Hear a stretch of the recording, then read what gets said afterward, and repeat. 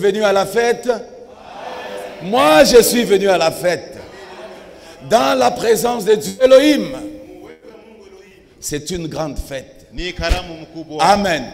Ici, sur cette terre des hommes, il n'y a pas de fête qui dépasse la fête que quand nous venons dans la présence de Dieu, écoutez sa parole. Si c'est vrai, disons Amen. Si c'est vrai, disons Amen. Oh Dieu, si ta parole ne devait plus encore avoir cours, sur quoi devrait reposer ma foi? Regarde des milliers d'univers. Ces milliers d'univers sont devant moi. Mais ils ne sont rien pour moi vis-à-vis de mettre ta parole en pratique. La parole de Dieu dépasse tout. La parole de Dieu est au-dessus de tout. La parole de Dieu est éternelle. Et si tu veux demeurer éternellement, accroche-toi à la parole de Dieu.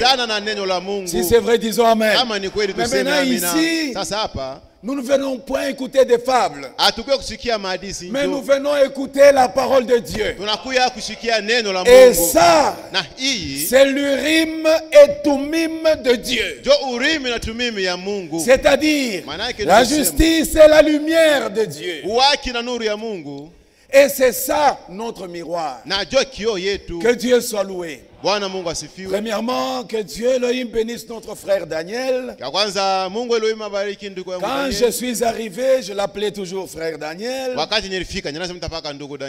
par le frère Elisha qui était passé par ici, je l'ai connu dans le nom de frère Daniel. Mais quand j'arrive sur place, j'entends on parle de frère Cédric. Alors quand je regarde, c'est lui qu'on appelle Cédric. Et il répond. Car nous le savons, dans la Bible, le nom identifie la personne. Si c'est vrai, disons Amen. Le nom identifie la personne. Et Dieu Elohim aime vraiment son saint nom. Regardez, le frère Daniel, vous l'appelez Daniel, il accepte. Vous l'appelez Cédric, il accepte. Entre les deux, Daniel et Cédric, où est le faux nom? Où est le faux nom? Non, il a accepté ça. Comme il a accepté, c'est son nom. Si c'est vrai, disons Amen. Le nom pour quelqu'un est un faux nom seulement quand il le refuse.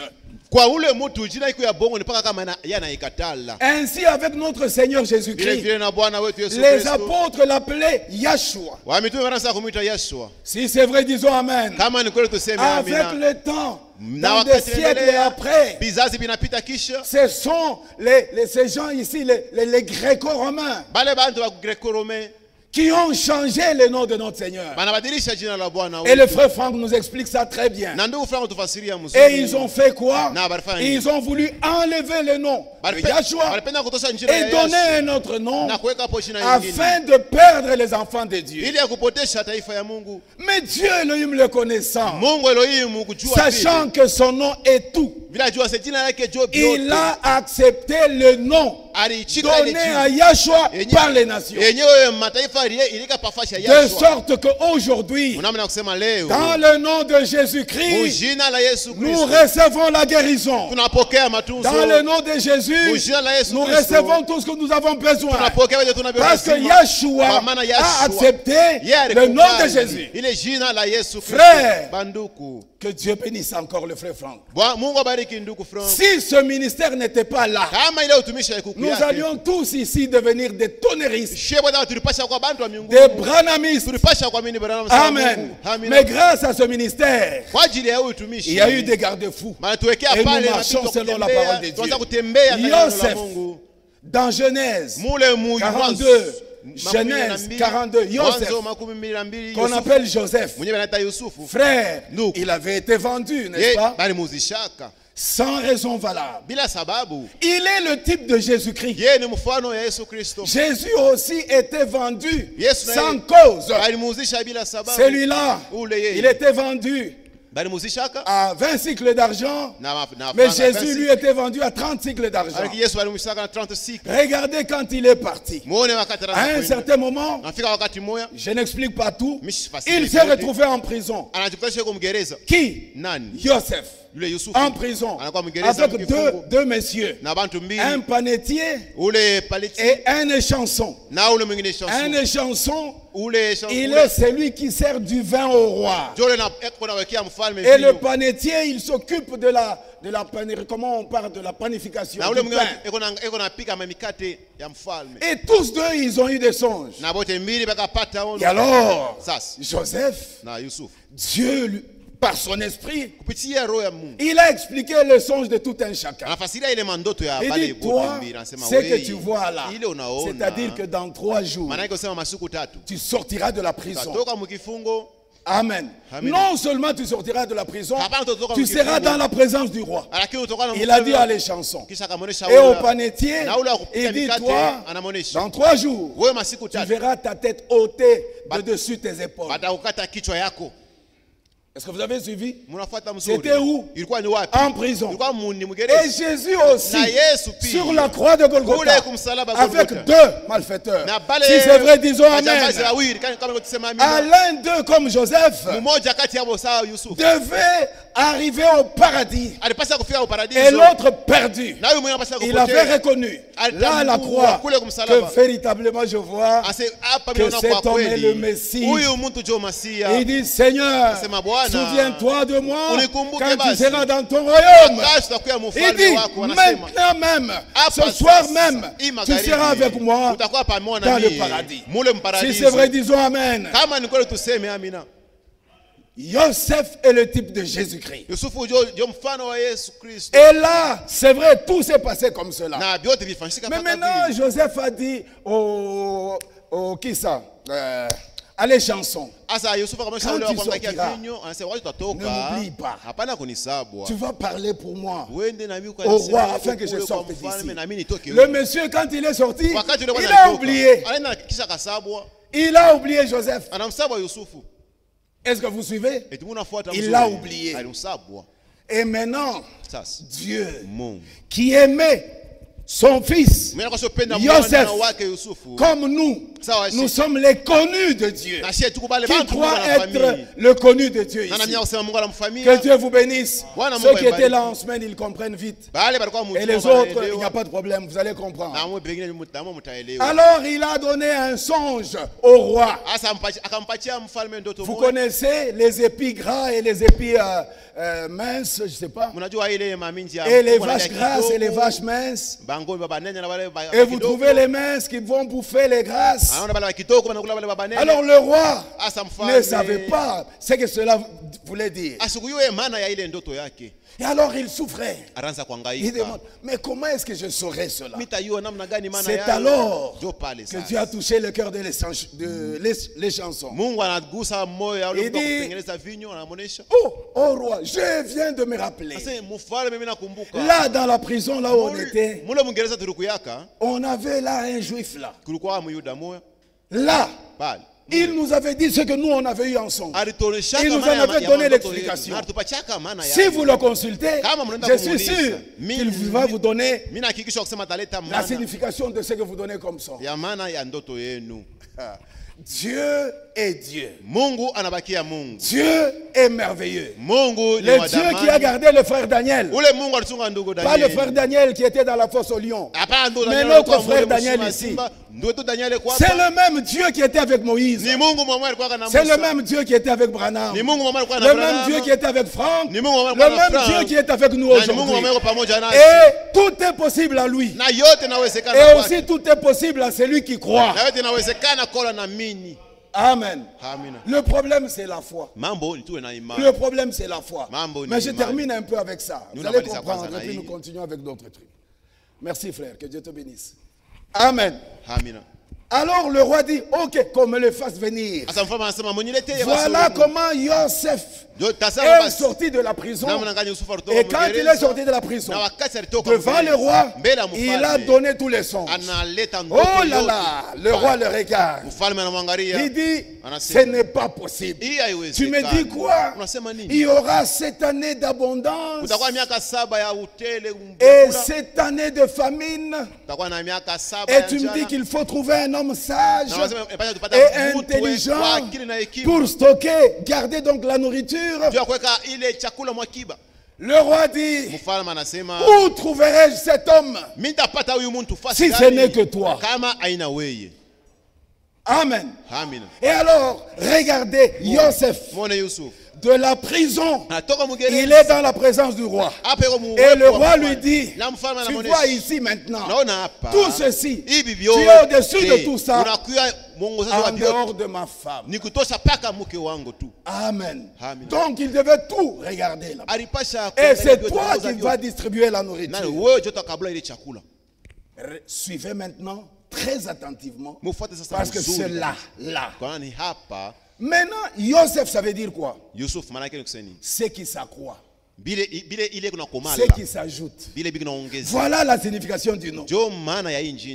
Et Pharaon donne maintenant à Yosef un autre nom. C'est comme on l'avait fait avec Azaria, Anania et Michaël. On avait changé leur nom. Là aussi, on a changé son nom. Il dit, Yosef, mais moi j'aimerais t'appeler maintenant Safnat Paneah. Voilà, on lui donne un autre nom qui n'est pas son nom. Peut-être n'ayant pas la même signification. Mais Yosef a accepté le nom lui donné par le roi. C'est parmi les nations qu'on a donné à Yosef un autre nom. Maintenant, quand la famine, le temps de la famine est arrivé, tout le peuple en Égypte, Safnat, donne-nous à manger, Safnat, donne-nous à manger. Est-ce que Yosef refusait? Il ne refusait pas, parce qu'il avait accepté ce nom. C'était pour lui. Et il donnait. Le frère Franck nous montre qu'il en est de même de notre Seigneur Jésus. Ces gens-là voulaient faire oublier son nom. Et Dieu connaissant cela, il a dit, il accepte ce nom. Il accepte ce nom. Et dans ce nom, les miracles se font. Dans ce nom, qui est le nom de Jésus, nous avons le salut. Et des gens qui avaient mal compris, ils ont tout dérangé. Ils disent, oh, le nom de Yahshua, c'est le nom véritable. Donc, le nom de Jésus, c'est un faux nom. Non, messieurs. Non, messieurs. Nous avons l'exemple typique ici avec le frère Daniel. Il est aussi frère Cédric. C'est toujours lui. Frère Cédric, il dit oui. Frère Daniel, il dit oui. C'est son nom. Parce que le nom identifie la personne. Tout le monde a compris. Parce qu'il y en a qui ont insulté le nom de Yahshua. Mais le frère Franck ne l'a jamais fait. Par contre, il montre que malheureusement ces gens-là, ils ont changé le nom. Pas traduit. Quand tu t'appelles Moussoumari, la traduction en français n'est clou. Vous voyez, ça c'est la traduction, la signification. Mais là, on n'a pas pris ça. On a écarté pour donner un autre nom afin de perdre le peuple de Dieu. Mais Dieu est Dieu. Dieu dit, j'accepte ce nom. Et nous allons voir ce que vous allez faire. Parce que tout c'est dans le nom. Le baptême dans l'eau c'est dans le nom. Le nom de notre Seigneur Jésus-Christ. Si vous êtes d'accord, disons Amen. Que personne ne vous trompe. Jésus c'est son nom. Yahshua c'est son nom. Un jour nous avons suivi quelqu'un dire le baptême dans le nom de Branham, c'est un faux baptême. Le nom dans le nom de Yahshua, c'est un faux baptême. Oh, nous avons dit, mais notre frère il le dit par ignorance. Ça c'est le véritable nom.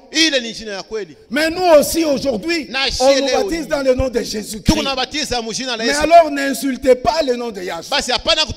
Car tous les apôtres l'avaient connu en ce nom-là. Aucun apôtre ne l'a connu dans un autre nom. Aucun. Jusqu'au dernier qui est Jean. Que Dieu vous bénisse. Vous les connus de Dieu. Croyez-vous que Dieu vous connaît? Quand Dieu vous aime, il vous révèle sa parole. Et nous ne pouvons pas dire quelque chose qui n'est pas là. C'est dans la Bible.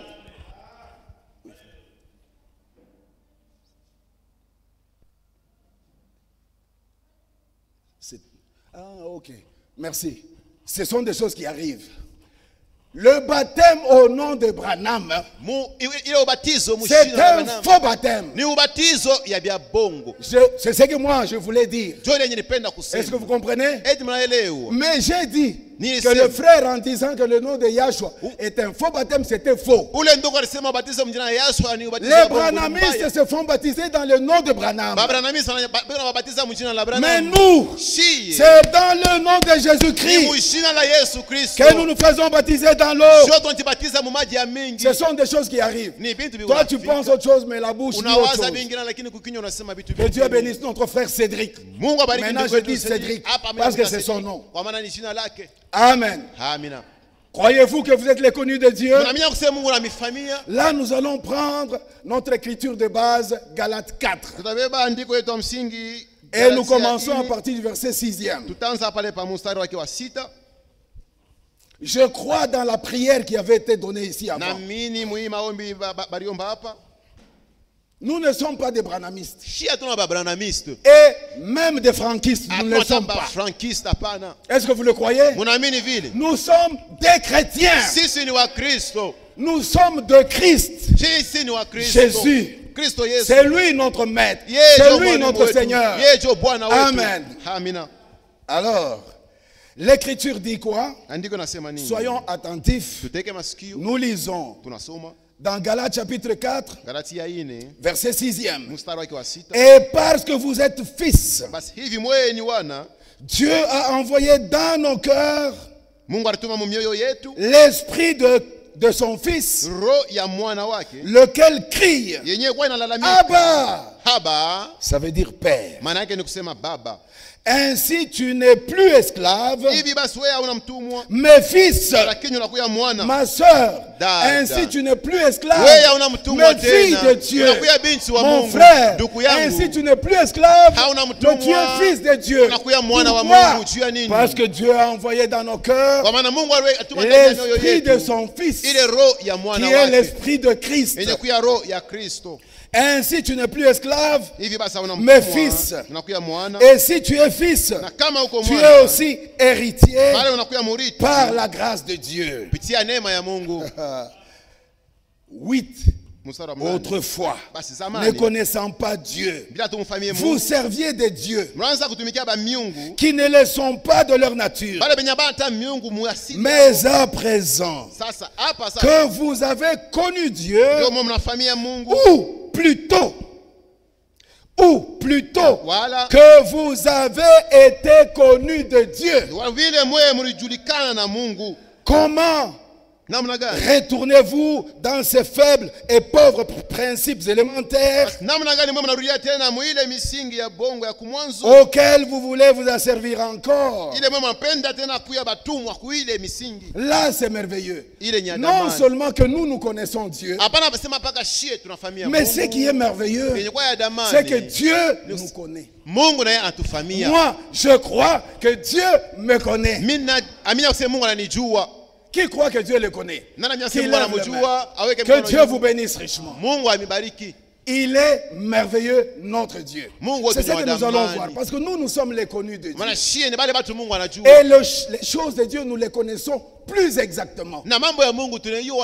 Regardez Yosef. Il sort de la prison directement à la droite de Pharaon. Notre Seigneur Jésus, il sort de la prison et il va à la droite du Père.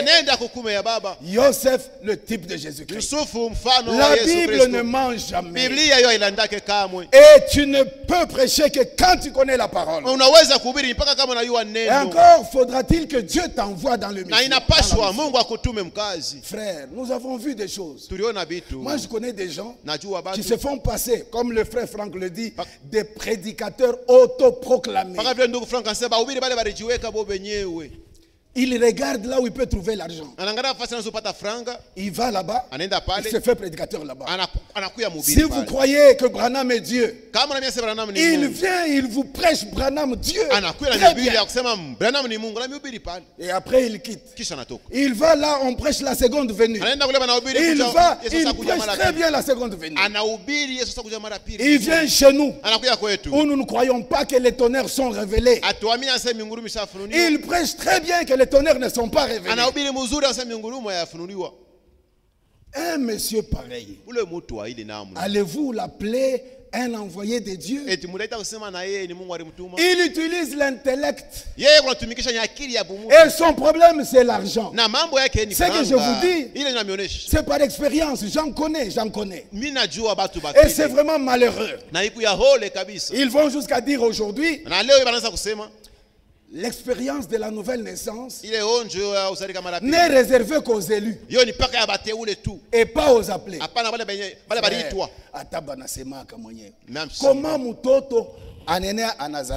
Comment est-ce qu'un enfant peut naître? Et puis il est là. Il n'a pas la vie, mais il est là, en train de vivre. Comment? Comment est-ce que cela peut se faire? Quand l'enfant est né, il a l'esprit en lui pour qu'il reste en vie. Il dit, tu peux devenir enfant de Dieu sans être né de nouveau. Comment dans votre maison, famille, un enfant devenir membre de votre famille, mais sans qu'il naisse. Vous trouvez des gens placé là, à Kinshasa, en train de prêcher ces bêtises. Mais vous ici, et à Kanyaka, je peux le dire, Dieu Elohim vous a fait grâce. C'est pas tout le monde qui a cette grâce de recevoir la parole de la vérité. Dieu vous connaît et il vous dit ce qu'il fait aujourd'hui. Et il vous dit ce que vous attendez aujourd'hui. Et il vous montre aussi ce qu'il va faire demain. Il est merveilleux. Amen. Maintenant, comme le frère l'a dit aussi, nous saluons tous les nôtres qui peuvent nous suivre en ligne. Parce que souvent j'oublie, même chez nous là-bas, quand je parle, j'oublie nos frères là-bas qui sont dans l'ombre, mais en train de nous suivre. Amen. Maintenant, nous continuons ce que je disais le vendredi avec le frère Franck. Frère, nous l'avons lu ici, dans Galates 4. Si tu es fille de Dieu, l'Écriture dit, c'est parce que Dieu a envoyé l'Esprit de Christ, l'Esprit d'adoption, dans votre cœur. Amen. Mais quand est-ce que Dieu envoie cet esprit de Christ? C'est quand vous croyez. Mais vous croyez quoi? La parole de la vérité. Il y en a qui disent, si vous croyez au message, vous êtes sauvés. Ce n'est pas ça ce que la Bible dit. Ce n'est pas ça ce que la Bible dit. Le message du temps de la fin, c'est pour les élus. Mais ces élus-là, ce sont des gens qui étaient déjà nés de nouveau.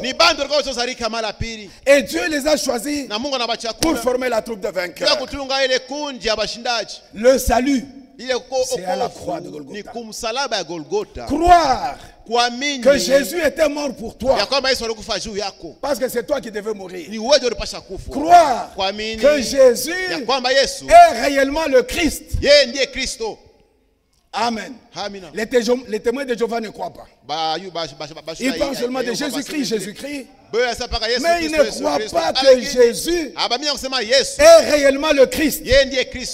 Et pourtant, c'est tout ce que les apôtres ont prêché. Et on fait comprendre aux gens que c'est Jésus que vous voyez. Il est le Christ. Prenons par exemple Jean 10. On peut voir quelque chose là-bas. Jean 10. Par rapport à ça, et puis nous avançons. Jean 10. Vous allez voir la question qui a été posée à Jésus lui-même par des gens qui étaient là avec lui. Prenons le verset 22e, non, 23e directement. Jean 10, 23. Et Jésus se promenait dans le temple, sous le portique de Salomon. Les Juifs l'entourèrent et lui dirent: jusqu'à quand tiendras-tu notre esprit en suspense? Mais nous sommes là toujours en patience. Jusqu'à quand? Alors, si tu es le Christ, dis-le nous franchement. Est-ce que même les sœurs ont compris? Parce que quand les sœurs comprennent, c'est-à-dire que le frère c'est déjà passé. Il dit: toi Jésus, tu vas nous laisser comme ça mon peuple jusqu'à quand? Nous voulons savoir aussi. Est-ce que Niwenjo Mashia, Niwenjo Messie? Es-tu le Messie? Es-tu le Christ? Écoutez la réponse du Seigneur maintenant. Il dit: je vous l'ai dit et vous ne croyez pas. Il leur a dit quoi? Que je suis le Christ. Comme nous vous l'avons montré hier. Le Christ, ça veut dire le Messie.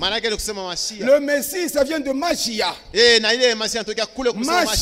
Machia, c'est Yahweh lui-même qui vient sauver. C'est ça que ça veut dire.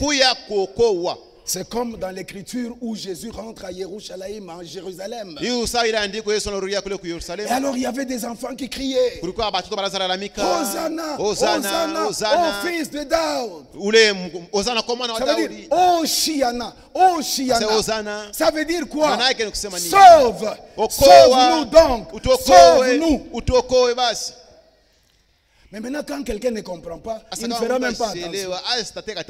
Comme chez nous en général, comme ça se passe comme ça. Mais ça, pour les Juifs, ils comprenaient. Sauve, sauve-nous. Alors il s'adresse à Jésus. Mais dites à ces enfants. Dites à ces enfants ici. Pourquoi ils crient que tu puisses sauver, sauver, sauver? Est-ce que toi tu es le sauveur? Parce que nous savons que nous n'avons qu'un seul sauveur.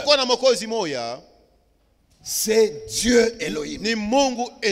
Mais comment eux t'appellent sauveur? Et alors Jésus leur répond: si eux se taisent, j'ai sauté quelque chose. Mais si eux se taisent, les pierres crieront.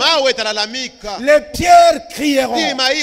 N'avez-vous pas lu dans votre Bible, dans le livre, c'est qu'on avait parlé même des nourrissons.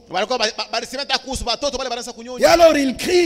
C'est l'accomplissement de la parole. Ils disent: Oshiana, Oshiana, Hosanna, Hosanna, sauve, sauve-nous donc, sauve, sauve-nous.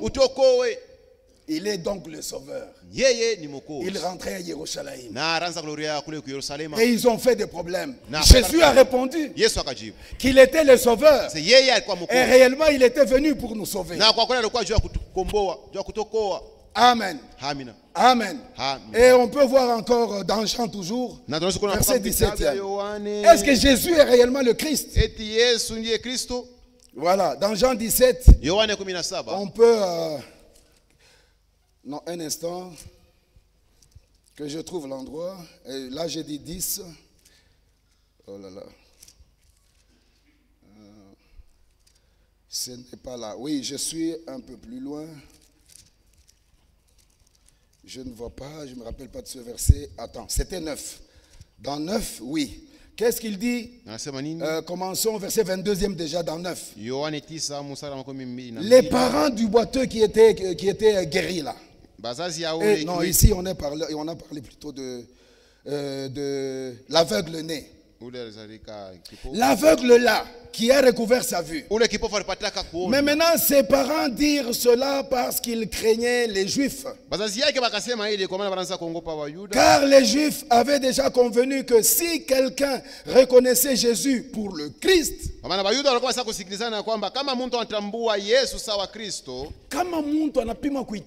si quelqu'un ose reconnaître Jésus, c'est lui le Christ, on doit les chasser de l'église. Voilà pourquoi les parents avaient répondu comme ça. Je le dis en passant rapidement. Vous voyez? Donc, si tu reconnais que Jésus est le Christ, allez, on te fout dehors. Donc, il ne faut pas accepter. Accepter que Jésus est le Christ, c'est accepter que Jésus est Dieu lui-même, qui a été manifesté en chair. Selon Hébreux 2, verset 14. Amen. Il a participé à la chair et au sang.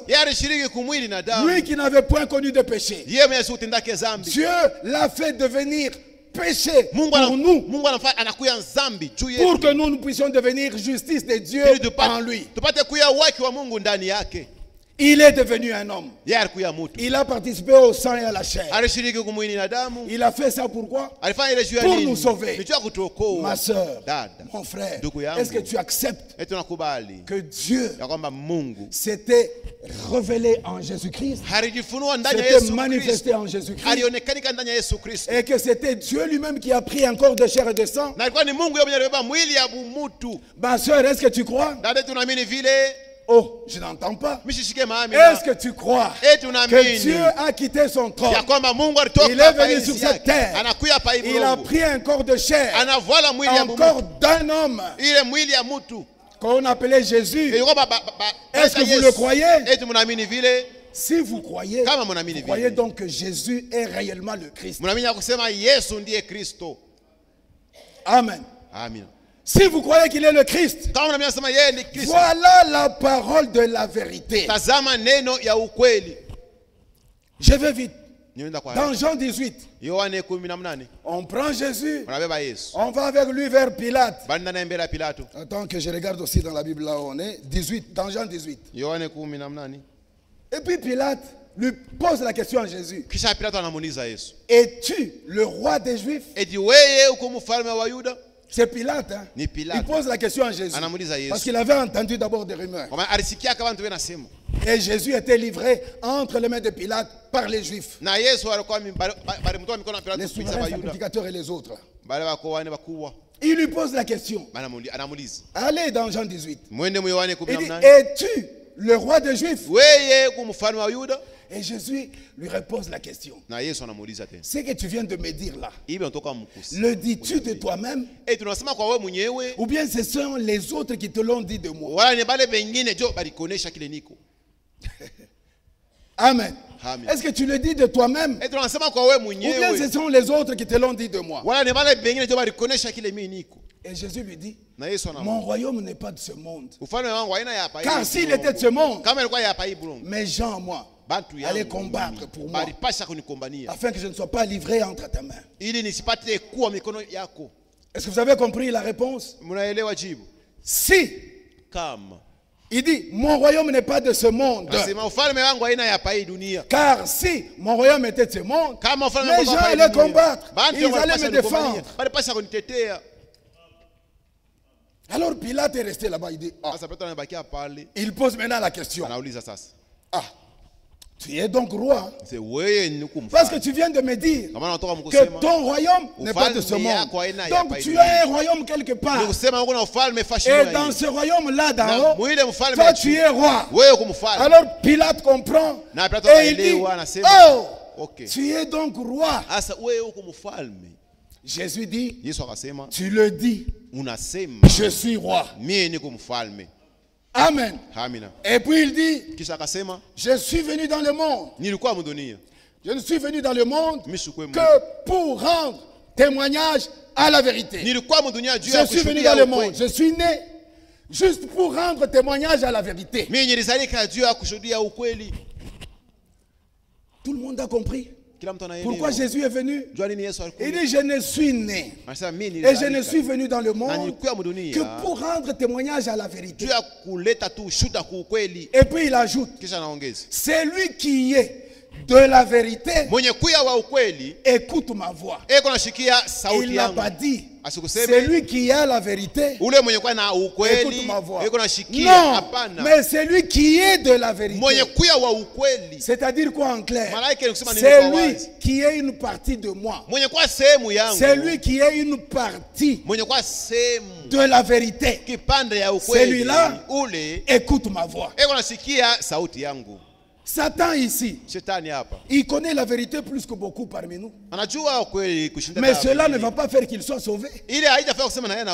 Mais il faut nécessairement, pour être sauvé, faire partie de la vérité. Est-ce que vous avez suivi? Pilate reste et regarde. Il dit, mais qu'est-ce que la vérité? Il pose la question à Jésus. Mais comme on a fait ma ville. Si tu dis mais vérité nini? Qu'est-ce que la vérité alors? Pilate sort. Il va vers les autres. Il dit, moi je ne trouve aucun crime dans ce monsieur. Moi je vais le laisser. Moi je vais le laisser. Je n'ai trouvé aucun crime en lui. Mes soeurs, mes frères, est-ce que vous suivez? Je ne trouve aucun crime. Et je vais les relâcher. Et les autres vont dire, mais non, pas question. Nous n'avons de roi que César. Alors lui, quand il dit qu'il est roi, alors il est contre César. Pilate, quand il entend ça, il dit, là, c'est devenu compliqué. Mais pour nous, mes frères, quand la question a été posée par Pilate à Jésus, qu'est-ce que la vérité? La Bible répond dans Jean 17, verset 17, sanctifie-les par ta vérité, ta parole est la vérité. Est-ce que vous avez compris?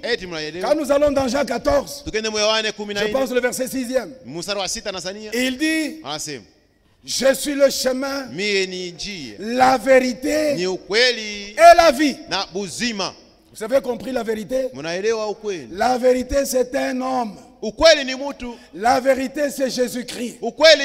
Si nous le croyons, disons Amen. La vérité, c'est Jésus-Christ. Amen. Alors si tu dis que tu as la vérité, tu dois croire que Jésus est réellement le Christ. Suivez maintenant. Pilate regarde.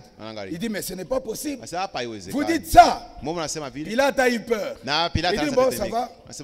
Je vous l'amène. Suivez. Il dit, je vous l'amène. Pilate prend Jésus. Écoutez ce qu'il a dit. Voici l'homme. Ece homo. Ça dit tout. Pilate prend Jésus. Il va vers ces gens-là et il leur dit, voici l'homme. Amen. Il était en train de dire quoi? L'homme qui était avec Abraham dans Genèse 18. Amen. Dans les chaînes de Mamré. Cet homme, il était là avec Abraham devant la chaîne de Mamré. Voici l'homme. Ece homo. C'est lui qui était avec le peuple d'Israël dans le désert. Comme les rochers qui les accompagnaient et qui leur donnaient de l'eau à boire. Voici l'homme. Est-ce que vous suivez? Est-ce que vous suivez? Voici l'homme qui était avec le peuple d'Israël et qui avait séparé la mer Rouge en deux. Et le peuple d'Israël a traversé la mer à sec. Peut-être qu'il y en a qui ne comprennent pas. Il a séparé en deux. Et ils ont traversé à sec. Si vous voyez un peu les eaux de la mer. On ne sait pas. Au lieu de chili, papa qui est poto. Au lieu qu'il y ait de la boue sur la terre. Mais là, il y avait de la poussière qui montait. Est-ce que vous comprenez? Dieu est Dieu. La poussière montait pendant qu'il passait. Et Dieu a senti. Et la poussière était là. Que Dieu soit loué. Voici l'homme. Alléluia. Il était avec son peuple avant de traverser la mer Rouge. Il a dit à Moïse que le peuple se tranquillise. Lui, comme la colonne de nuée, comme la colonne de feu, il est passé derrière son peuple entre les Égyptiens et les Israélites. Il s'était placé là. Et homo. Le peuple d'Israël voyait la lumière et avançait. Mais les Égyptiens, c'était les ténèbres. Frère, dans la nuit, dans l'obscurité, dans la nuit, vous pouvez allumer la lumière. Mais ici, ce sont les ténèbres. Les ténèbres n'acceptent pas la lumière. Quand tu es dans les ténèbres, tu prends la torche, tu allumes, il n'y a rien qui se voit. Est-ce que vous avez compris? Et les ténèbres sont palpables. Et alors les Égyptiens ne pouvaient pas avancer. Et le peuple de Dieu était homo. Et ça, c'est Pilate qui a dit à ces gens-là, voici l'homme. Amen. Et nous ajoutons. Ça c'est nous. Parce que Pilate n'avait pas vu ça. Un jour, dans Matthieu 8, Jésus était dans la barque avec ses disciples. Et puis il y avait le vent sur la mer avec des flots. Ça soufflait. Maintenant, les disciples sont allés vers Jésus. Ils disent, Maître, nous périssons. Toi, tu continues à dormir. Vraiment, nous périssons. Nous périssons, viens nous sauver. Et Jésus, quand il se réveille, il leur dit, pourquoi avez-vous peur, gens de peu de foi? Amen. Amen. Et puis il s'est levé. Et il a calmé et les vents et la mer. Il dit, calmez-vous. Tout le monde a vu comment et les vents et la mer et tous les flots calment. Comme ils étaient étonnés, et ils ont crié, qui est celui-ci à qui obéissent et le vent et la mer? Qui est-il? C'était le Messie. Et le Messie, c'est Yahweh lui-même. C'est Dieu lui-même qui vient parmi les hommes. Voici l'homme. Je vous le donne. Je ne vois aucun crime en lui. Mais comme d'habitude, au jour de la Pâque, à la veille de la Pâque, on vous libère un prisonnier. Qui voulez-vous qu'on vous libère? Jésus ou bien Barabbas?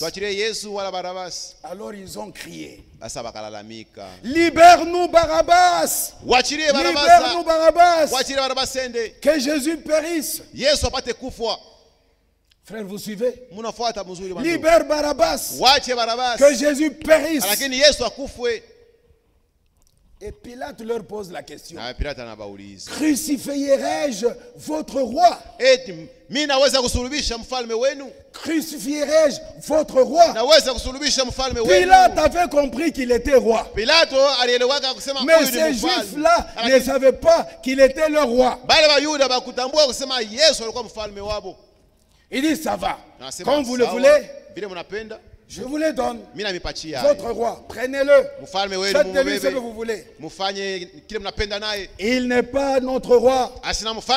Pilate, ce monsieur dit qu'il est notre roi. Nous nous disons il n'est pas notre roi. Ok, il n'y a pas de problème. Maintenant, qu'est-ce qu'on a fait? On a amené Jésus-Christ jusqu'à la croix. Il a été crucifié. Il a été crucifié.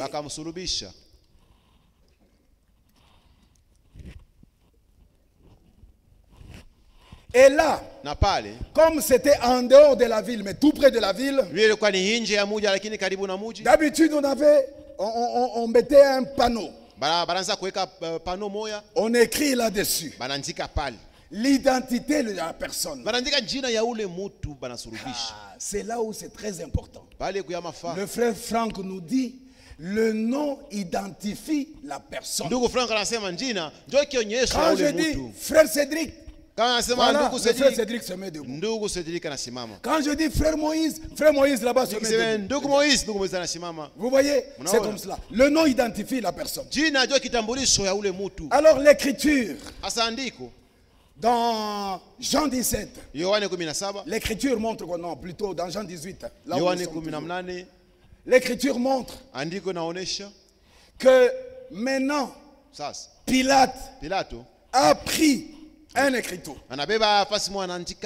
On a écrit en latin, en hébreu, en grec et en latin. Mais nous prenons ça en français.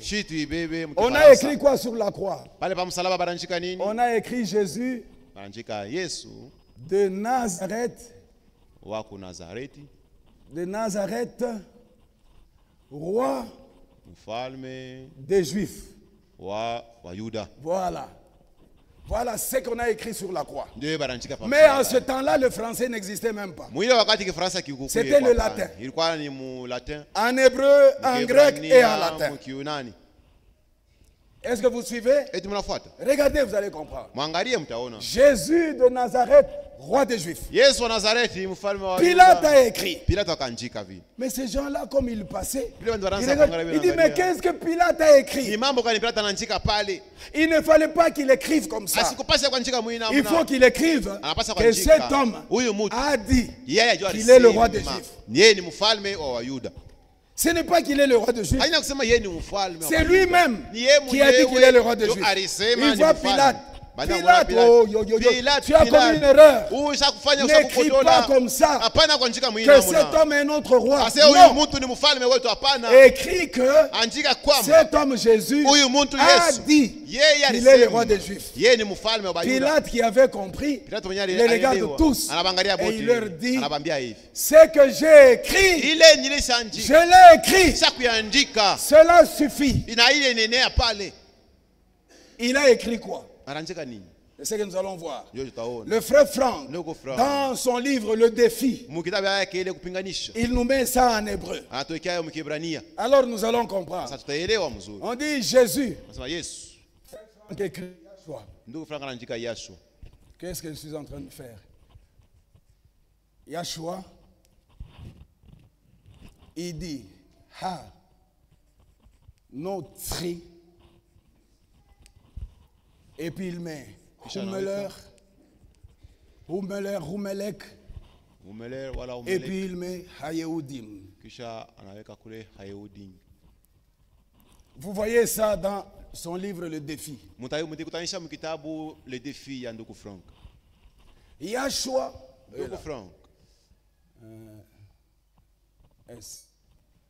Yahshua Hanotri. Rumeler Hayeudim. Il a mis ça en hébreu. Et c'est comme ça que c'était écrit en hébreu. Maintenant, il nous montre ceci. Quand vous considérez chaque première lettre de chaque mot, il dit, ça nous donne quoi? Y, H, W, H. Donc, celui qui était à la croix, c'était réellement le roi des Juifs. Parce que c'était celui qui était sur la croix. C'était Yahweh lui-même. Le tétragramme. Est-ce que le peuple a compris? Est-ce que le peuple a compris? À ce temps-là, beaucoup n'avaient pas compris, ils ne voulaient pas accepter. Ils ne voulaient pas accepter que Jésus était réellement le roi des Juifs. Quand nous regardons dans Ésaïe 43, Ésaïe 44, Dieu dit, moi, je suis roi et je suis Dieu et personne autre. Je suis le seul sauveur. C'est ce que Dieu dit. Mais ici, nous trouvons que Jésus, il est roi, il est sauveur. Donc, Jésus-Christ est la manifestation. Jésus-Christ est la manifestation visible de Dieu qui est invisible. Amen. Est-ce que tout le monde a compris? Jésus est la manifestation visible de Dieu qui est invisible. Ah, voilà la parole de la vérité. Si tu crois ça, sois tranquille. Ma soeur, si tu crois ça, sois tranquille. C'est Jésus qui était venu sur la terre. C'est Dieu lui-même. Si tu crois ça de tout ton cœur, là, tu es sauvé. Le salut est en rapport avec ça. L'œuvre à la croix de Golgotha. Combien acceptent ça? Mais nous sommes des privilégiés. Et en cela, nous sommes les connus de Dieu. Frère, où le monde ne peut pas donner. La personne qui n'accepte pas que Jésus-Christ, ou du moins Jésus, alikuya manifestation visible. Était la manifestation visible. Donc, de Dieu qui est invisible. Si vous voulez voir Dieu, regardez à Jésus. Quand vous regardez Jésus, vous voyez Dieu. Dieu lui-même qui a marché sur cette terre des hommes. Il a marché sur cette terre comme il marchait au temps d'Adam et Ève. Il a marché au temps des apôtres sur la terre. Amen. Dans Jean 8, quelque part, il dit, voilà pourquoi vous mourrez dans vos péchés. Jean 8, 24. Voilà pourquoi vous mourrez dans vos péchés. Car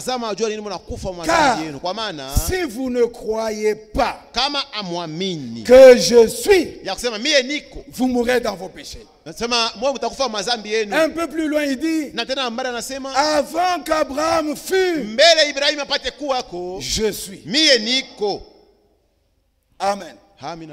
C'est ça qui donne la vie. Ce n'est pas le message du temps de la fin. Le message du temps de la fin est pour ceux qui ont déjà la vie et que Dieu lui-même s'est choisi pour former la troupe des élus, pour former l'église épouse. Est-ce que tout le monde a compris? Je pouvais vous lire le frère Franck, mais comme nous courons un peu après le temps, alors je ne peux pas prendre tout ça. Mais ici, je continue parce que vous avez compris ça. Je continue avec le frère Franck. Ce que nous avons commencé hier. Il dit à la page 7. C'est lettre d'éclaircissement, parole d'éclaircissement. Il dit, à vous tous qui êtes ici présents,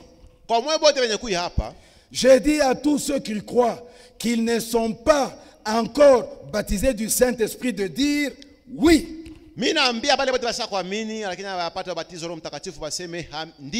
Oui et amen. Avec conviction à cette parole de Romains 8 et Galates 4 qui dit que vous avez reçu l'esprit d'adoption et que vous pouvez dire Abba, Père. Dieu connaît mon cœur. Ça c'est Franck qui dit. Dieu connaît mon cœur. Je ne le fais pas pour vous donner un oreiller à mettre sous la tête. Est-ce que vous avez compris? Si tu crois cette vérité, que Jésus est réellement le Christ, tu as la vie. Parce que tu crois qu'il est celui qui était venu te sauver. Tu crois qu'il était mort à la croix à ta place. Il avait souffert à ta place. Il était enseveli. Et il était ressuscité le 3e jour. C'était qui? Dieu Elohim lui-même, qui prend un corps de chair et il meurt à ta place. Amen. Amen. Si tu crois comme ça, tu as la vie. Et tu es parmi tous les appelés. Tous les appelés ont la vie éternelle. Mais maintenant, parmi les appelés, Dieu lui-même, sans le conseil d'un homme, s'est choisi quelques personnes, parmi lesquelles toi ma soeur, toi mon frère, toi mon frère et moi. Léo, aujourd'hui, nous nous retrouvons, nous sommes les élus de Dieu. Quelle joie! Quelle joie! Et là l'écriture dit, l'Esprit de Dieu rend témoignage à ton esprit que tu es un enfant de Dieu. C'est-à-dire quoi? Que tu as reçu l'Esprit de Christ. L'Esprit d'adoption. Je vous l'ai dit hier. Les apôtres étaient nés de nouveau le jour que Jésus est monté. Avant de monter, il a soufflé sur eux. Jean 20, 22. Il a soufflé sur eux. Eux qui avaient déjà reçu la parole, il a soufflé sur eux. Recevez le Saint-Esprit. Croyez-vous qu'ils avaient reçu? Amen. Ils avaient reçu le Saint-Esprit. Et frère Franck dit, ils avaient reçu l'Esprit de Christ. L'Esprit d'adoption. Ils sont devenus maintenant enfants de Dieu. Ils peuvent maintenant appeler Dieu leur propre Père. Amen. Maintenant, ceux qui étaient déjà devenus enfants de Dieu, le Seigneur leur dit, attendez maintenant à Jérusalem. Attendez là-bas. Parce que là, ce sera le Saint-Esprit qui viendra comme promesse. Et cela s'est fait le jour de la Pentecôte. L'Esprit promis est tombé sur eux. En ce jour-là, ceux qui étaient nés de nouveau, dans la chambre haute, ils étaient tous remplis ou baptisés du Saint-Esprit et de feu. Tout le monde a compris? D'abord la nouvelle naissance. Où sont ces prédicateurs qui parlent de la nouvelle naissance aujourd'hui? Si on en parle, mais comment est-ce que l'homme peut naître de nouveau? Il doit naître de l'eau et d'esprit. Comme c'est montré dans Jean 3 avec Nicodème. L'eau, c'est l'eau de la parole. L'esprit, c'est l'esprit de Christ. Et cet esprit vient sur la parole dans ton cœur. Et ça crée l'engendrement. Mais quelle parole tu as mis dans ton cœur? La parole de croire que Jésus est réellement le Dieu lui-même qui est venu dans la chair. L'Esprit de Dieu vient sur ton et tu es né de nouveau. Tout celui qui est né de nouveau, il est fils de Dieu ou bien fille de Dieu. On ne devient pas fils ou fille de Dieu quand on vient dans le message. Non. Non, il n'est pas dit que tu deviens fils ou fille de Dieu en venant dans le message. Non. Non, c'est en recevant la parole de la vérité. Croire que Jésus est le Christ. Alors, regardez. Jésus de Nazareth, roi des Juifs. Yeshua Hanothi, Humeler, Ayeudim. Ça donne Yahweh. Donc Jésus, j'ai encore des écrits là-bas. Les Jéhovah de l'Ancien Testament, c'est Yahshua du Nouveau Testament. Les Jéhovah de l'Ancien Testament, c'est Jésus du Nouveau Testament. Si tu crois ça, tu as la vie éternelle. Tu es parmi les appelés. Et les appelés ont la vie éternelle. Quand on dit un appelé meurt, on dit qu'il va au ciel. Oui, mais ce n'est pas le ciel qui est au-dessus de tous les cieux où Jésus nous attend, nous les élus. Non, c'est au troisième ciel. Troisième ciel. Où se trouvent les frères Branham et les autres. C'est le paradis. Le paradis aujourd'hui n'est pas sur la terre. Le paradis est au ciel. La Bible par l'apôtre Paul nous dit que c'est au troisième ciel. Je pense que c'est dans 1 Corinthiens 12, si ce n'est pas 2 Corinthiens. Il dit c'est le troisième ciel, le paradis. Quand notre frère meurt aujourd'hui, il va se reposer au paradis. Voilà pourquoi cela montre qu'ils ne sont pas encore arrivés. Parce qu'au jour de la résurrection, ils vont ressusciter pour que eux et nous qui verront nos corps transmués, nous irons ensemble à la rencontre de notre Seigneur. Et c'est le Seigneur Jésus-Christ qui nous prendra par la main pour nous faire entrer dans la salle des noces. Et cette salle de noces se trouve dans le ciel qui est au-dessus de tous les cieux. Là, personne n'est jamais arrivé.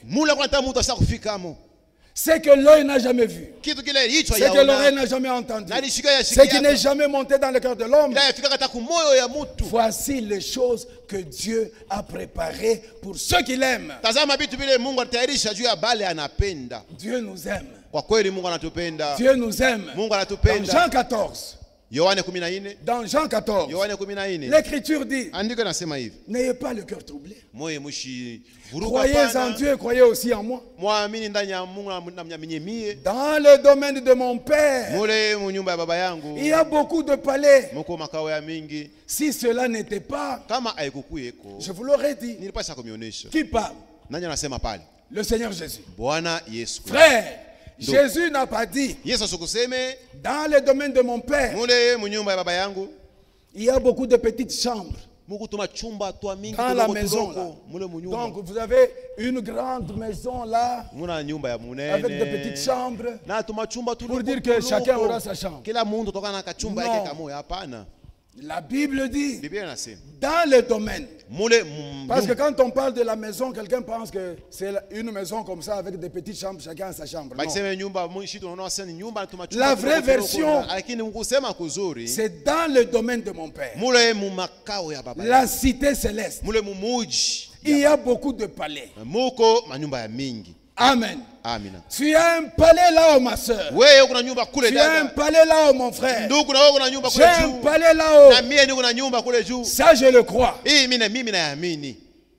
Dans le domaine de mon Père, il y a beaucoup de palais.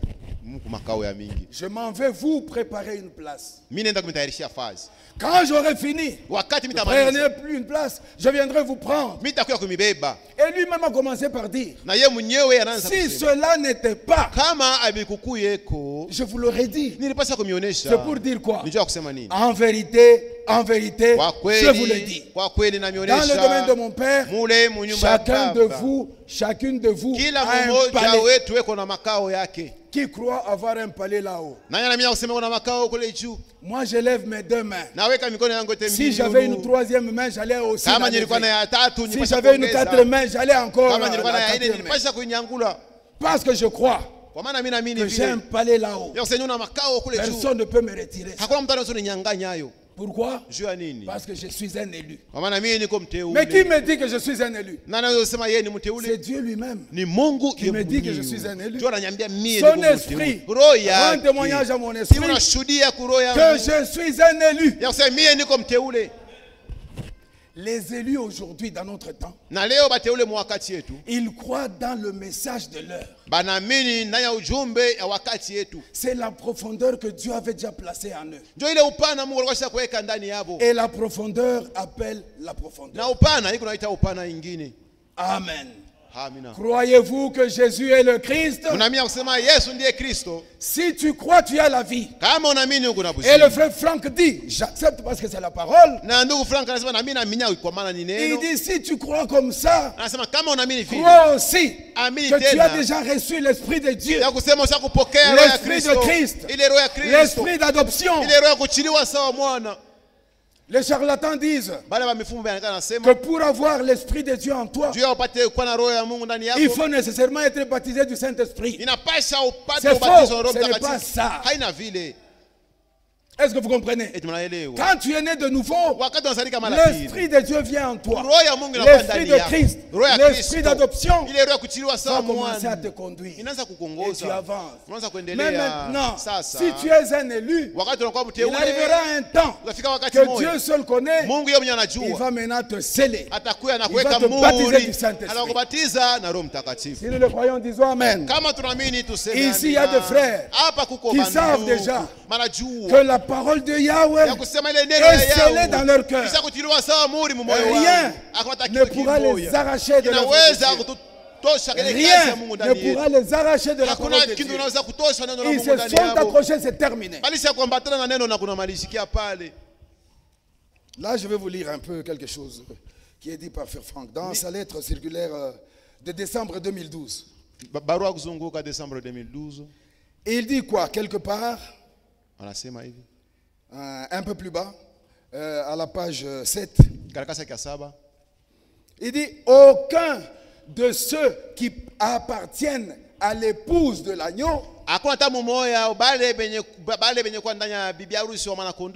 ne méprisera la parole et le sang de l'alliance.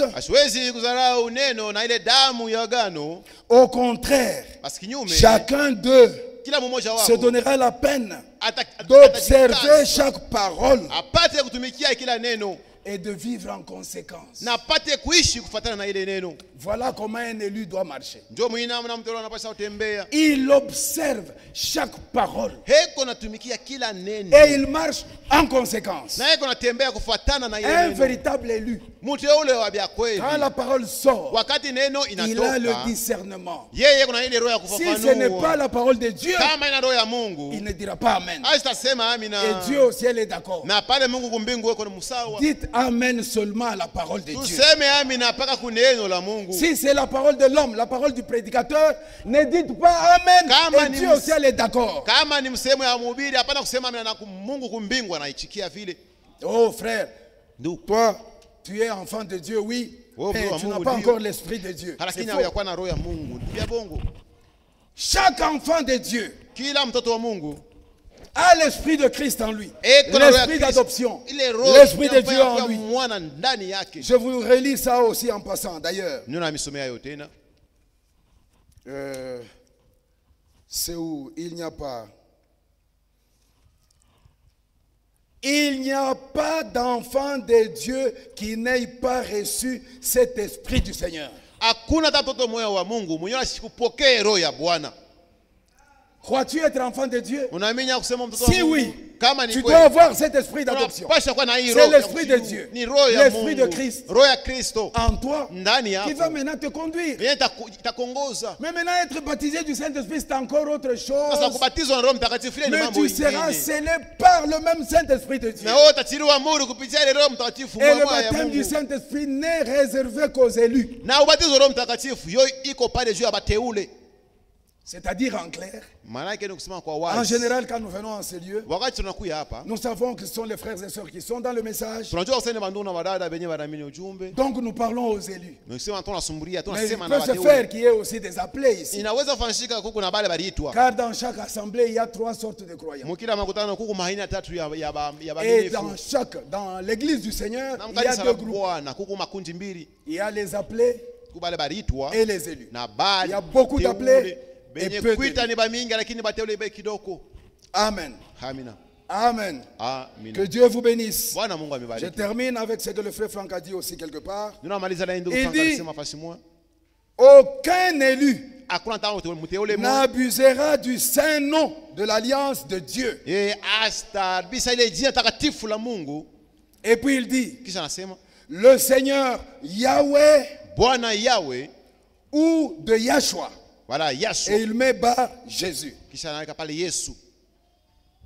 C'est un élu, mais il s'amuse de blasphémer. Il insulte le nom du Seigneur. Il insulte le nom de Jésus. Et il insulte le nom de Yahshua. C'est pas moi, c'est le frère Franck. Amen. Il dit, aucun élu n'abusera du saint nom de l'alliance de Dieu, le Seigneur. Yahweh ou de Yahshua, par Jésus. Il dit, aucun ne tuera comme Caïn, ni ne profanera de diffamation ou de calomnie. Aucun véritable racheté ne vit en transgressant les 10 commandements ou ceux qui sont détaillés en particulier dans Lévitique 20 et dans Deutéronome 27. Amen. Amen. Vous avez compris, pour chaque élu, un frère un jour, il pose la question au frère Franck. Frère Franck, toi Dieu t'utilise beaucoup. Et tout ça. Peux-tu me dire si je suis baptisé du Saint-Esprit? Le frère Franck le regarde. Il dit, si tu ne le sais pas toi-même, comment pourrais-je te le dire? L'expérience de la nouvelle naissance, c'est une expérience individuelle. L'expérience du baptême du Saint-Esprit, c'est une expérience individuelle. Il y en a, ils disent que je suis baptisé du Saint-Esprit parce que j'ai vu des boules de feu et tous les trucs. Frère Franck dit, faux. Moi, si j'ai déjà vu une lumière, il dit c'est la lumière de la parole révélée.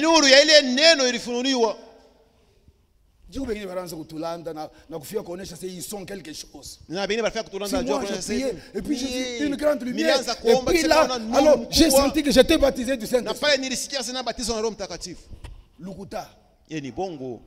Et parmi les mystères, à part les 13 qui sont dans Matthieu, 13 bien sûr, frère Branham est venu encore avec d'autres. La sémence du serpent, le mariage, le baptême du Saint-Esprit sans sensation. Vous avez compris mes soeurs? Vous avez compris mes frères? Tu es baptisé du Saint-Esprit, mais sans sensation. Mais tu sais que tu es baptisé du Saint-Esprit. Amen. Que personne ne te trompe. Premièrement, la nouvelle naissance. Et l'esprit de Christ, qui est l'esprit d'adoption, vient dans ton cœur et commence à te conduire. Là, tu es un appelé. Tu as la vie éternelle. Parmi les appelés, Dieu maintenant, dans son bon plaisir, sans le conseil d'un homme, il vient choisir quelques personnes. Il t'a choisi toi, mon frère. Toi, ma soeur. Et avec nous, il forme l'église épouse. Aujourd'hui, nous sommes l'épouse de Christ. C'est-à-dire la fiancée de Christ. Ta femme à la maison, ce n'est pas ton épouse. C'est ta femme. Parce que tu l'as déjà prise en mariage. Quand elle était encore fiancée, elle était ton épouse. Parce que épouse, ça veut dire fiancé. L'époux, le fiancé. Voilà. Et alors aujourd'hui, nous sommes l'épouse de Christ. Parce que nous sommes la fiancée de Christ.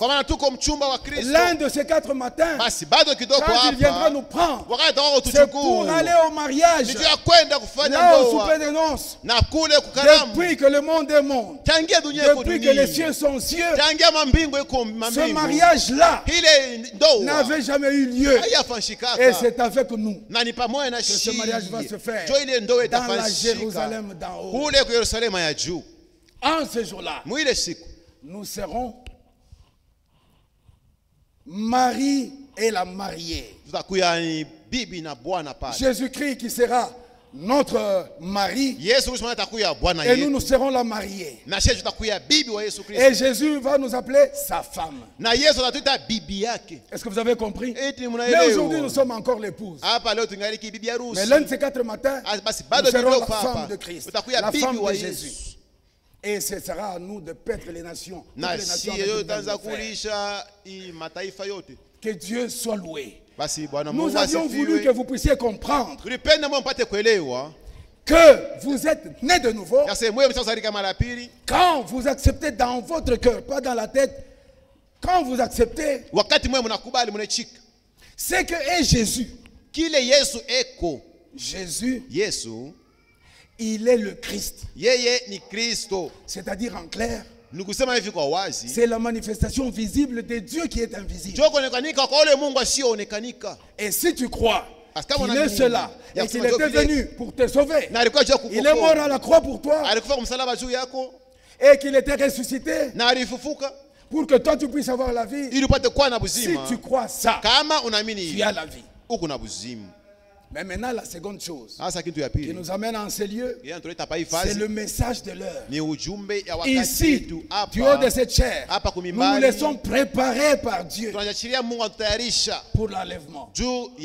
Et nous l'avons dit en semaine, avant l'enlèvement, il doit y avoir une seconde Pentecôte. Sans cette Pentecôte, il n'y a pas d'enlèvement. C'est pas moi qui le dis, c'est la Bible qui le dit. Car c'est une condition sine qua non.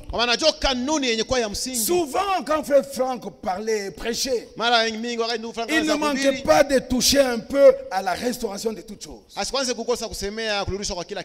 Aujourd'hui, nous terminons par là, parce que bientôt il sera 13h juste. J'avais regardé 1h30, oui. Aujourd'hui, nous savons que Samson, dans la Bible, est le type de l'église.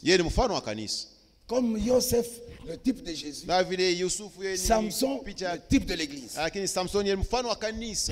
Nous ne voulons pas parler de Job. Parlons seulement de Samson. Frères et sœurs dans le Seigneur.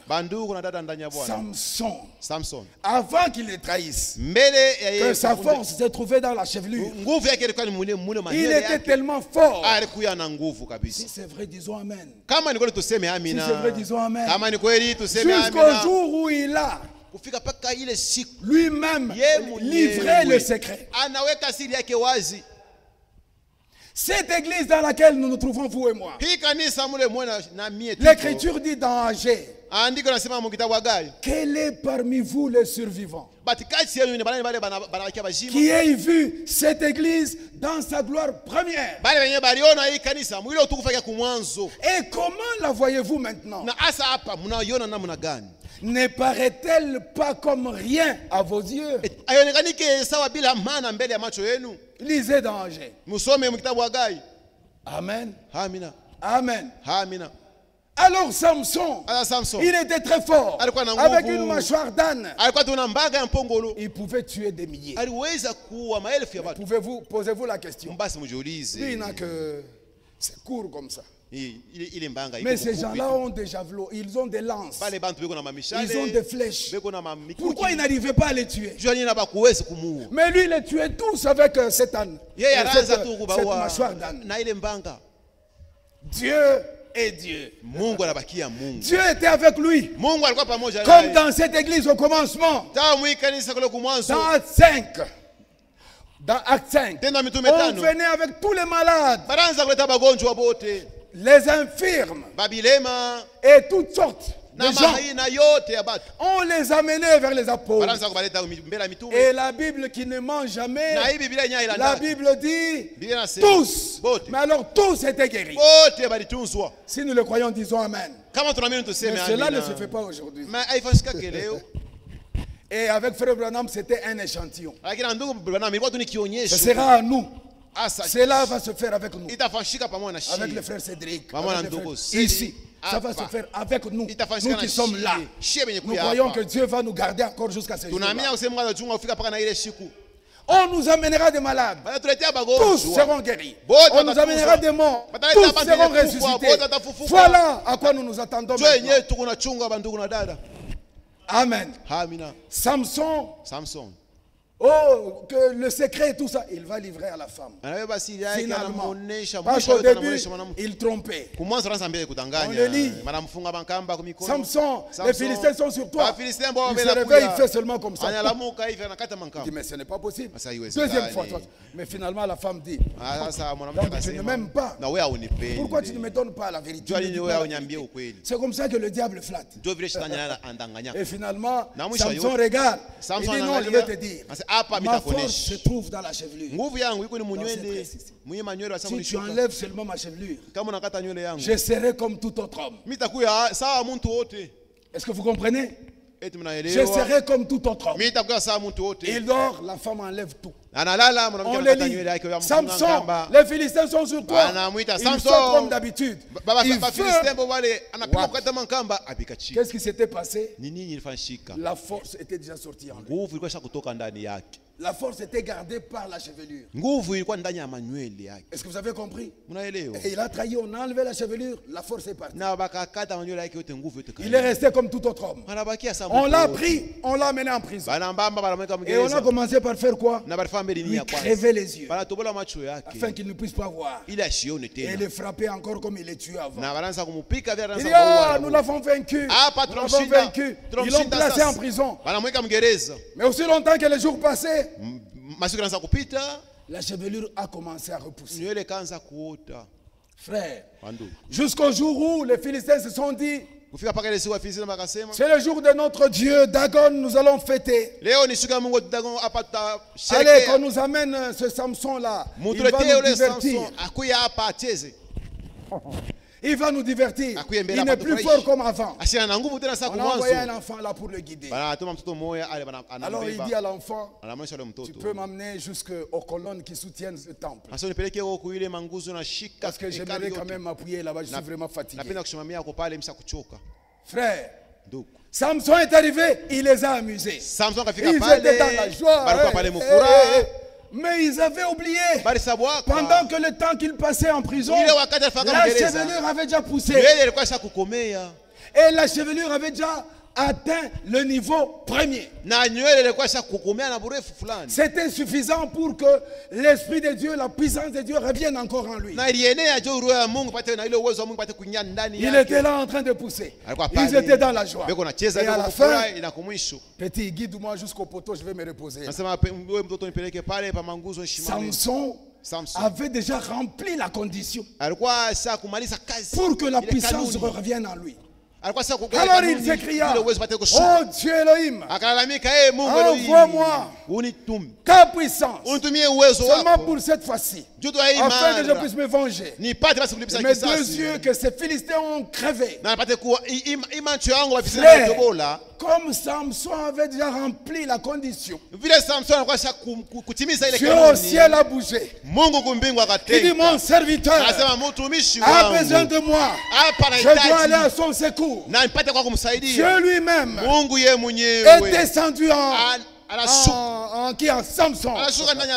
Parce qu'un homme ne peut pas faire ça. Il prend les deux poteaux.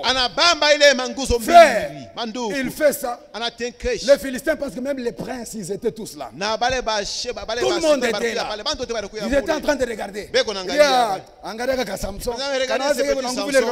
Il croit qu'il a encore la force auparavant. Regardez ce qu'il fait. Non, regarde ce qu'il est en train de faire.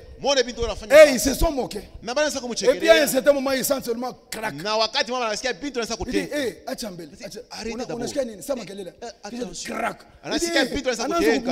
Il n'a pas bougé. Frère, mon frère, c'était Dieu en Samson. Parce que Samson, en tant qu'un homme, ne pouvait jamais faire ça. Il a tiré les colonnes qui soutenaient le temple. Le temple est tombé. Les princes, les autorités, parce que tout le monde est mort là. Frère, Quand ils sont morts, la politique s'est arrêtée momentanément. Parce qu'il fallait recommencer avec les choses. Parce que tous les princes sont morts là-bas. Et la Bible dit, en ce jour-là, Samson a tué beaucoup plus de gens qu'il n'en avait tué dans toute sa vie. Est-ce que vous suivez? Et pourtant, Samson, c'est le type de l'église du Nouveau Testament que nous sommes. Amen. Aujourd'hui, regardez au commencement au temps des apôtres. L'église était puissante jusqu'à ce que la parole a été mélangée. Et la puissance est partie. L'église n'a jamais été morte. Elle est toujours là. Comme Samson n'était pas mort, il était toujours là. Mais c'est la force qui n'était plus en lui. Et l'église du Seigneur aussi. C'est la puissance. Et alors, l'église a commencé à avancer. Et puis, comme à l'aveuglette. Mais pendant ce temps, comme Samson, la chevelure commençait à pousser, l'église aussi du Seigneur, avec les réformateurs. Amen. La parole a commencé à retourner. C'est ça le symbole. La chevelure, c'est comme la parole pour nous. Il commence à revenir. Avec les Wesley et les autres. Et jusqu'à finalement au frère Branham. Alors là, toute la chevelure maintenant était là. A atteint le niveau premier. Aujourd'hui, nous avons la parole comme l'église en avait au commencement. Si c'est vrai, disons Amen. Nous prêchons comme les apôtres. Nous baptisons dans l'eau comme les apôtres. Nous prenons la Sainte Seine comme les apôtres. J'ai dit, nous baptisons dans l'eau comme les apôtres. Nous faisons tout comme les apôtres. Mais une seule chose nous manque. En ce jour-là, Samson a demandé, envoie-moi ta puissance, ne fût que pour cette fois-ci. J'aimerais me venger. Mais nous, ce n'est pas pour que nous puissions nous venger. Nous, en notre période, ce n'est pas la vengeance. Il y a le pardon et l'amour. Et alors, cette puissance, frère, aujourd'hui, que toute la parole est dans l'église, c'est aujourd'hui que l'église demande à Dieu, envoie-nous ta puissance comme au commencement de l'église. Nous allons libérer nos frères qui sont dans des prisons spirituelles. Beaucoup de nos frères viendront. Je n'ai pas le temps de venir parce que dans 5 minutes, il sera très juste pour que j'arrête. Beaucoup de nos frères viendront. Vous ne serez pas comme ça ici à Kanyaka. Aujourd'hui, nous sommes nombreux. Mais en ce temps-là, ce sera plus que ça. Il n'y aura même pas de place. Parce qu'ici, à partir d'ici, Dieu fera des choses terribles. Si nous le croyons, disons Amen. C'est le message pour aujourd'hui. Vous avez compris? Samson, quand il a demandé, et à la fin, il a tué beaucoup plus de gens qu'il en a tué pendant toute sa vie. Nous aussi, ici, à la fin, beaucoup, le frère Franck dit, beaucoup viendront à nous, viendront à la parole. Le croyez-vous? Vous voyez la montagne de Kilimansimba. Aujourd'hui, Habakkuk 1:5 va s'accomplir avec nous. Je ferai en vos jours une œuvre inouïe. Je ferai des choses de telle sorte que si tu n'es pas là, on te raconte, tu ne vas pas croire. En ce jour-là, nous aurons cette foi parfaite qui nous permettra de dire à la montagne Kilimansimba, ôte-toi de là, ôte-toi de là. Allez, va te placer là-bas très loin. La montagne a des oreilles. La montagne a des yeux.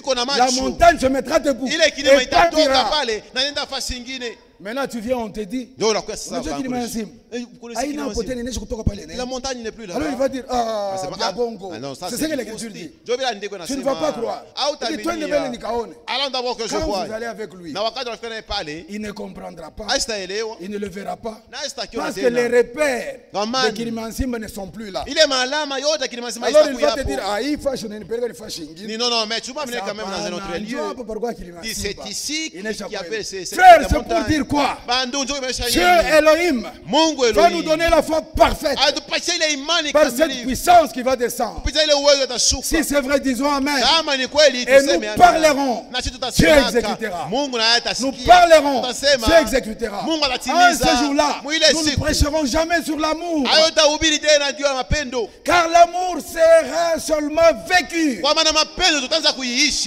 Aujourd'hui, nous prêchons, aimez-vous les uns les autres. Mais en ce jour-là, Dieu lui-même fera que nous puissions nous aimer. Pas aime ton prochain comme tu t'aimes toi-même. Mais le nouveau commandement dans Jean 13. Aime ton prochain comme Jésus t'aime toi. C'est ça le nouveau commandement. Pas aimer comme Jésus t'aime. Non, aimer comme toi-même tu t'aimes. Non, aime ton prochain comme Jésus t'aime toi. Et pourtant, Jésus même d'un amour éternel. Donc, je dois aussi aimer mon prochain d'un amour éternel. En cela, je vous aime beaucoup. Si je ne vous aimais pas, je n'allais pas vous donner la parole de la vérité. C'est aujourd'hui que j'ai découvert d'autres visages. Depuis le temps, le premier jour où j'ai parlé avec le frère Daniel, je peux aussi dire comme les autres, le frère Cédric. Amen. Je savais que les frères et sœurs étaient là. Mais je n'avais pas vos visages. Mais aujourd'hui, je vous ai vu. Dès le premier jour, je vous ai dit, je suis dans la joie et je vous aime. Est-ce que vous comprenez? Je vous aime. Maintenant, nous nous attendons à quoi? Comme nous l'avons dit de Samson, c'est nous qui crions vers Dieu. Le frère Branham attendait cela. Amen. Le frère Franck aussi attendait cela. Regardez dans ses écrits. Mais il est parti. Mais nous aujourd'hui, frères, vous allez voir, je pense que tel que nous sommes là, nous allons expérimenter. Et les miracles qui se feront ne se feront pas seulement par cette personne. L'Écriture dit, et le frère Franck dit, c'est dans le corps tout entier, le corps de l'Église épouse. Il y aura des miracles, des signes, des prodiges. Amen. Et en ce jour-là, selon la parole parlée, la sémence originelle, deuxième partie, paragraphe 307, le frère Branham dit, quand l'esprit tombera et qu'un mouvement commencera parmi les peuples, cette église, la nôtre, sera évincée, sera attaquée. Pourquoi? À cause des choses qui vont se passer parmi nous. Les églises qui sont des prisons spirituelles vont se vider. Partout ici, tout le monde viendra ici. Il n'y aura même pas assez de place ici. Ça, c'est le ainsi dit le Seigneur. Et il va le faire maintenant. Retenez cela. Dieu va le faire. Il le fait avec nous qui sommes les connus de Dieu.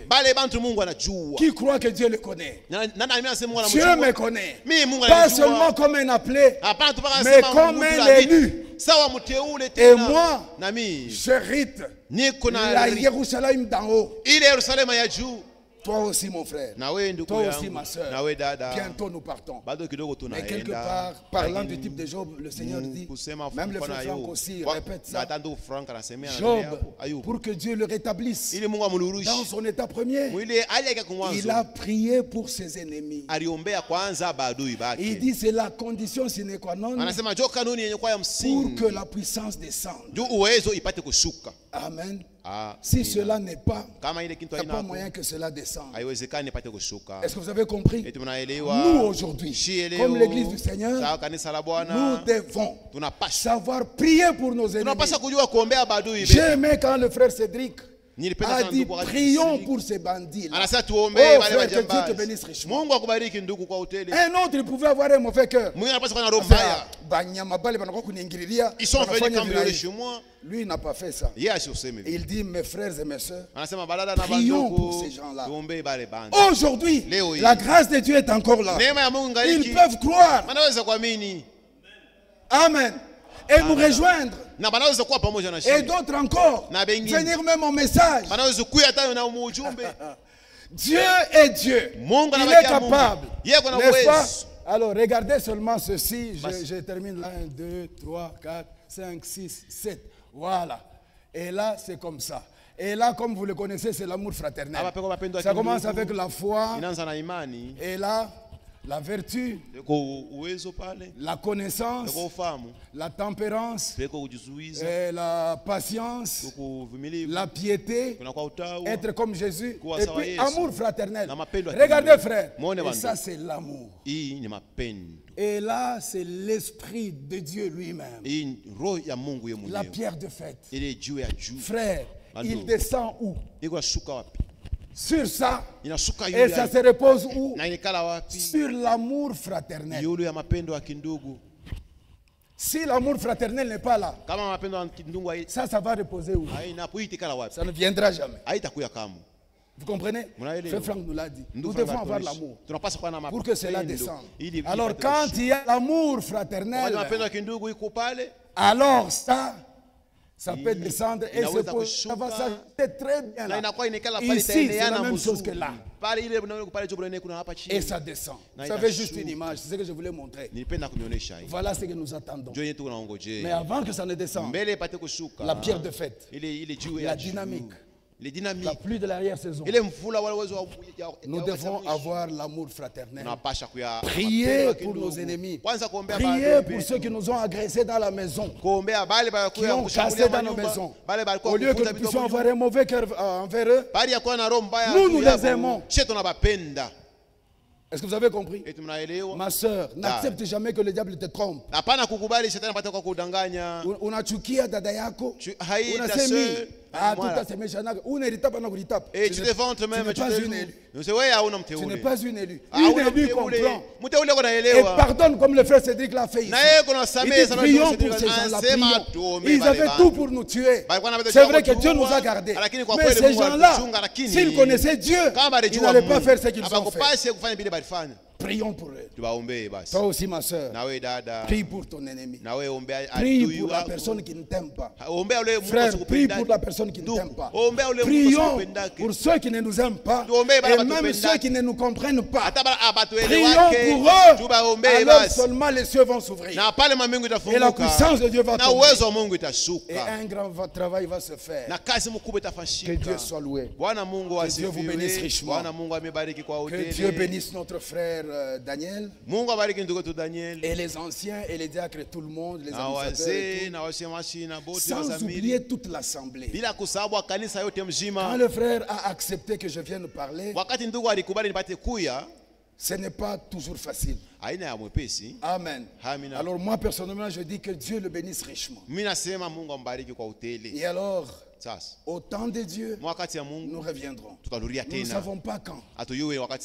Mais pour moi, je reste seulement ouvert. Quand il y aura un temps et une possibilité, et que les frères trouveront ou trouvera que je peux passer, et que j'ai aussi la possibilité, je passerai toujours. Mais si cela n'arrive pas, et si la restauration ici tarde, amen. Non, je voulais dire que si la restauration ne tarde pas, amen, alors là, peut-être que nous nous reverrons seulement au jour d'un Thessaloniciens 4. Là, l'apôtre Paul nous dit, réjouissez-vous les uns les autres par ces paroles qui sont les paroles de notre enlèvement. 1 Thessaloniciens 4. Nous nous reverrons là. Et nous serons encore dans la joie. Mais si cela tarde, nous pourrons encore nous revoir. Que Dieu vous bénisse richement. Aimez vos responsables, aimez vos dirigeants, priez pour eux, priez plutôt pour eux. J'ai vu le travail